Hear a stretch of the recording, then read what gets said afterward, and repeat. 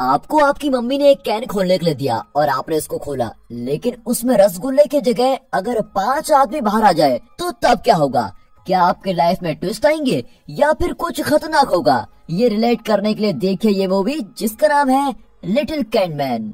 Welcome dear rockers. Movie की शुरुआत में हम देखते हैं लूसी अपने क्लास में सबसे होशियार स्टूडेंट होती है और उसका एक बहुत ही चंचल और शरारती जुड़वा भाई भी है जिसका नाम पिपलू है। दोनों अपने स्कूल के फाइनल ईयर में होते हैं। एक दिन उनकी टीचर मिस जू बताती है कि सारे बच्चे अपने ग्रेड्स के हिसाब से बैठेंगे, क्लास का टॉपर्स आगे बैठेगा और उसके बाद ग्रेड्स के हिसाब से बच्चे बैठते जाएंगे। उसके साथ वो ये भी बताती है कि इस एग्जाम में जो टॉप करेगा उसे सिटी अचीवमेंट अवार्ड भी मिलेगा, जिससे उन्हें टॉप जूनियर हाई स्कूल में एडमिशन मिल जाएगी। इसके साथ ही हम देखते हैं लूसी की डेस्कमेट को जिसका नाम लिज़ाओमेर है, जो उससे काफी जलती है और उसको अपना कॉम्पिटिटर मानती है। अब जैसे लूसी के पेरेंट्स को इस सिटी अचीवमेंट के बारे में पता चलता है, सुनकर बहुत खुश होते हैं और ये बात सामने आती है कि उसके पेरेंट्स लूसी पर ज्यादा ध्यान देते हैं क्योंकि वो हमेशा अच्छे ग्रेड्स लेकर आती है। फिर लूसी अपने माँ को अपने भाई पिपलू की पनिशमेंट्स के बारे में भी बताती है कि पिपलू स्कूल में ऐसे करता है वैसे करता है, और फिर उसकी माँ पिपलू की बेइज्जती करती है और कहती है कि तुम अपनी बहन की तरह क्यों नहीं हो, तुम उसकी तरह इंटेलिजेंट क्यों नहीं बन सकते। थोड़ी देर बाद उसके पापा टेबल पर कैंडमेट रख देते हैं जो पिपलू उठाने लगता है, लेकिन उसकी माँ उसको मना कर देती है और उस कैन को उठा के लूसी को दे देती है। फिर लूसी अपने कमरे में जाकर उसको खोलने लगती है,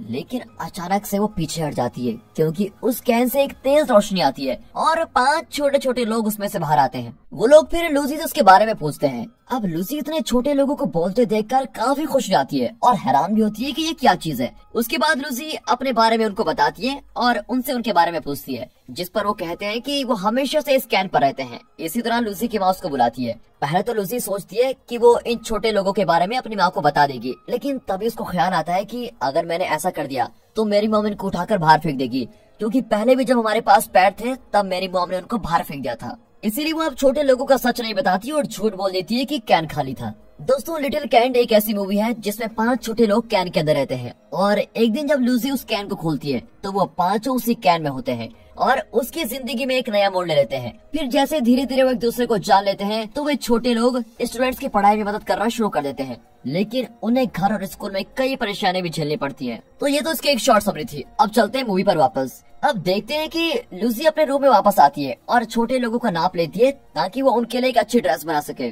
फिर लूसी उनको उनकी रुचि के हिसाब से उनको नाम देती है। पहले का नाम आर्टिस्ट रखती है क्योंकि उसका सपना आर्टिस्ट बनना है। दूसरे का नाम जॉन है जो कि एक डिप्लोमेट बनना चाहता है। तीसरे का नाम डॉक्टर है क्योंकि उसको पढ़ना बहुत पसंद होता है और चौथे का नाम लेफ्टिनेंट है क्योंकि उसको लोगों की रक्षा करना बहुत अच्छा लगता है। और आखिर में जिसे परफॉर्म करना बहुत पसंद है उसका नाम वो सिंगर रखती है। फिर लूसी उनके रहने के लिए एक डॉल हाउस भी बनाती है। सोने से पहले डॉक्टर लूसी को अपने पढ़ने की इच्छा को बताता है और स्कूल जाने की विनती करता है, जिस पर लूसी मान जाती है। अगले दिन हम देखते हैं कि लूसी डॉक्टर को अपने बालों में छुपाकर स्कूल लेके जाती है और यहाँ उसकी मुलाकात लियांगी और लिज़ाओमेर से होती है, जो पिपलू की क्लास में न आने की वजह से लूसी से पूछताछ करते हैं। इसी बीच लियांगी पिपलू को बचाने की कोशिश करता है, लेकिन लूसी बता देती है कि उसने क्लास मिस की है। अब क्योंकि लिज़ाओमेर टीचर की चमची होती है तो वो उनकी चुगली करने के लिए टीचर के पास चली जाती है। उसके बाद लियांगी पूछता है कि तुम हमेशा अपने भाई को क्यों फंसाती रहती हो। अब जैसे लियांगी गुस्से में उसका हाथ पकड़ता है वैसे ही वो डॉक्टर उसकी पैंट खींचकर खोल देता है और सारे बच्चे उस पर हंसने लगते हैं और उसकी बेइज्जती।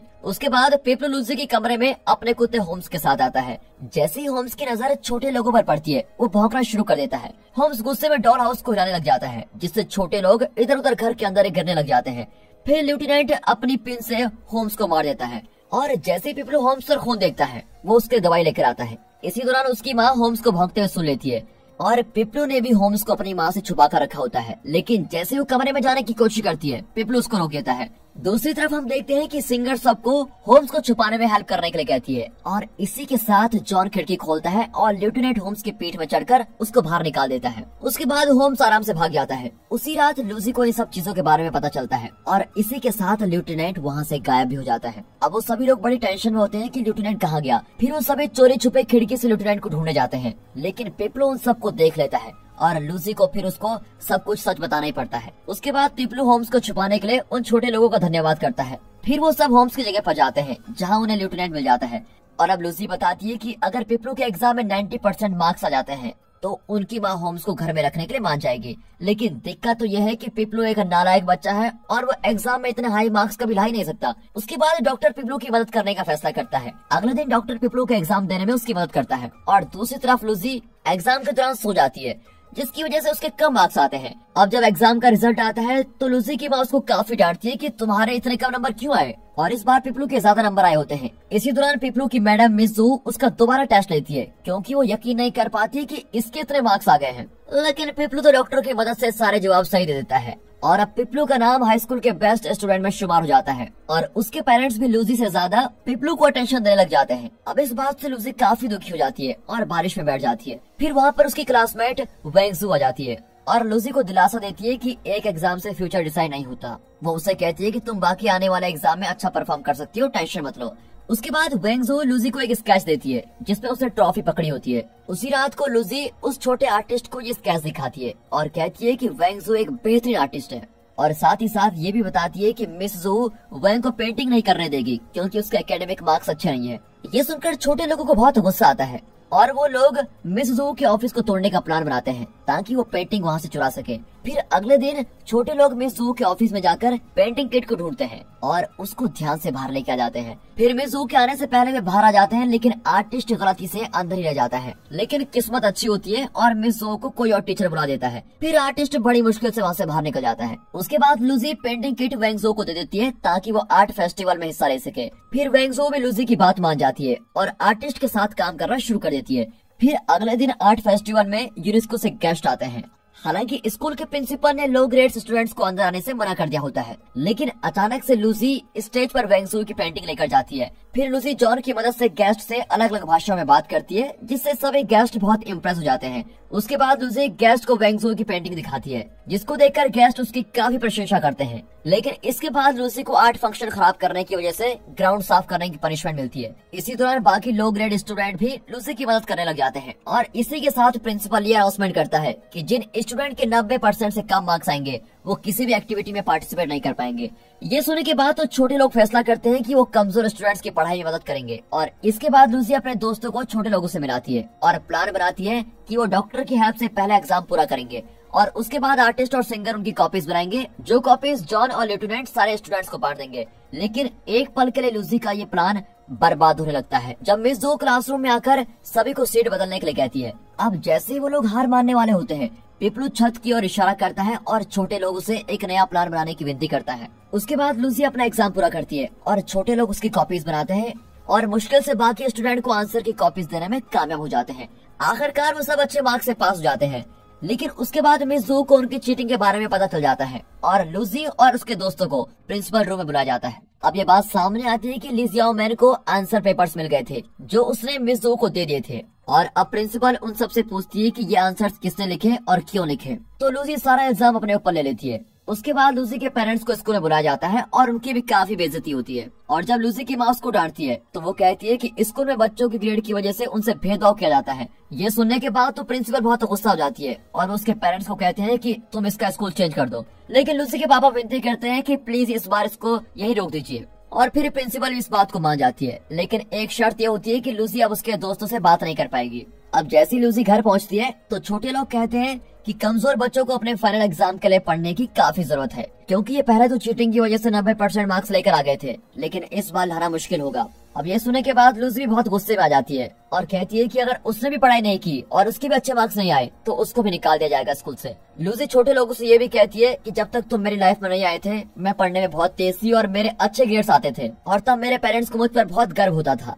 ये सुनकर तो छोटे लोग काफी उदास हो जाते हैं और अब वहाँ से जाने का फैसला कर लेते हैं। फिर वो अपना सामान बांधकर लूसी के कमरे से चले जाते हैं। फिर थोड़ी देर बाद पिपलू होम्स की जगह पर पहुंचता है जहां ये छोटे लोग अब रहते हैं। डॉक्टर पिपलू को कहता है कि सभी कमजोर बच्चों को इकट्ठा करो और हम उनको पढ़ाना सिखाएंगे। उसके बाद ये सारे कमजोर बच्चे अच्छे ग्रेड्स लाने के लिए ग्रुप स्टडी शुरू करते हैं। फिर जब सभी पांचों लोग साथ में होते हैं तो लेफ्टिनेंट उनको याद दिलाता है कि वो कहाँ से आए थे और ये उनकी जगह नहीं है। उसके बाद एक दिन ली जियाओ मैन सभी छोटे लोगों को देख लेती है और उनको पकड़ लेती है ताकि वो उसकी स्टडीज में हेल्प कर सके, लेकिन वो सब मना कर देते हैं। और फिर अगले दिन पिपलू लूसी को छोटे लोगों के गायब होने के बारे में बताता है और उनको ढूंढने का फैसला करता है, लेकिन लूसी उसको रोक देती है और कहती है कि इस वक्त एग्जाम में ध्यान देना ज्यादा जरूरी है अब दूसरी तरफ ली जाओमेन छोटे लोगों को एक जार में बंद कर देती है और स्टोर रूम में छोड़ देती है। वो लोग किसी तरह उस जार से निकल जाते हैं, लेकिन बदकिस्मती से उन पर एक चूहा हमला कर देता है। अब यहाँ एग्जाम हॉल में दिखाते हैं तो लूसी अपने पेंसिल रख देती है और बाहर जाने की कोशिश करती है। मिस जू उसको चेतावनी देती है कि अगर वो बाहर गई तो उसको निकाल दिया जाएगा, लेकिन फिर भी वो बाहर चली जाती है। इसी दौरान छोटे लोग बेचारे चूहे से बचने की कोशिश करते हैं, लेकिन वो इस मुसीबत से बच नहीं पाते। दूसरी ओर लूसी उनको स्कूल के चारों तरफ ढूंढती है, लेकिन वो कहीं भी नहीं मिलते। फिर वापस स्टोर रूम में हम देखते हैं कि एक दूसरे से लड़ते वक्त टेबल से जार गिर जाता है, जिसकी आवाज को सुनकर लूसी वहाँ पर पहुँच जाती है और अपने दोस्तों से दोबारा मिल जाती है। लूसी फिर उन सबसे माफी मांगती है। उसके बाद जब ली जाओमेन वापस स्टोर रूम में आती है तो देखती है कि छोटे लोग वहाँ से गायब हो चुके हैं। अब जैसे ली जाओमेन लाइट ऑन करती है, सॉकेट से स्पार्क होना शुरू हो जाता है और देखते देखते वहाँ पर आग फैल जाती है। फिर आग लगने की वजह से सभी स्टूडेंट्स और टीचर को बाहर आने का आदेश दिया जाता है। मिस जू सभी बच्चों को स्कूल से बाहर निकालती है, जबकि दूसरे टीचर आग बुझाने की कोशिश करती है। लूसी अपने दोस्तों के साथ भागने की कोशिश करती है, लेकिन वो बेचारी वहीं फंस जाती है। इसके बाद वो लोग ऊपर की तरफ भागते हैं। इसी दौरान लूसी को ली जाओमेन मिलती है, जो चोट लगने की वजह से बहुत रो रही होती है। उसके बाद सभी उसके ऊपर चढ़ने में हेल्प करते हैं और अब हम देखते हैं कि सभी स्टूडेंट छत पर आ जाते हैं और मदद मांगते हैं। सभी टीचर्स आग बुझाने की कोशिश कर रहे होते हैं, लेकिन आग बुझने की कोई भी उम्मीद नहीं होती। वैसे ही अचानक से छोटे लोग पीपलू हेलीकॉप्टर में आते हैं और रस्सी फेंक देते हैं। फिर वो टीचर्स को एक तरफ से पकड़ने के लिए कहते हैं और दूसरी तरफ से स्टूडेंट्स को बांधने के लिए कहते हैं। उसके बाद सभी बच्चे अपनी यूनिफॉर्म की मदद से उस रस्सी पर स्लाइड करके नीचे उतर जाते हैं।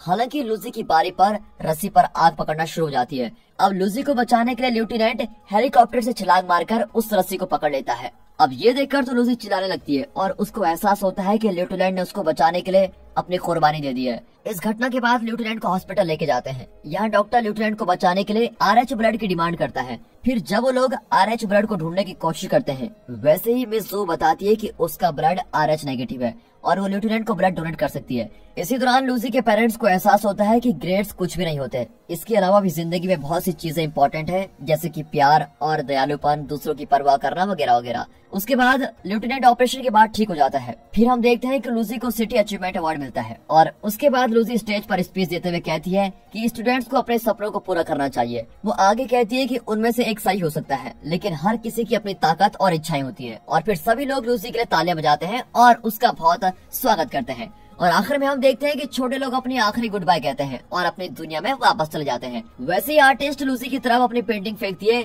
जिसमें लूसी उनके साथ होती है। और दोस्तों, इसी के साथ ये अच्छी मूवी यहाँ पर खत्म होती है।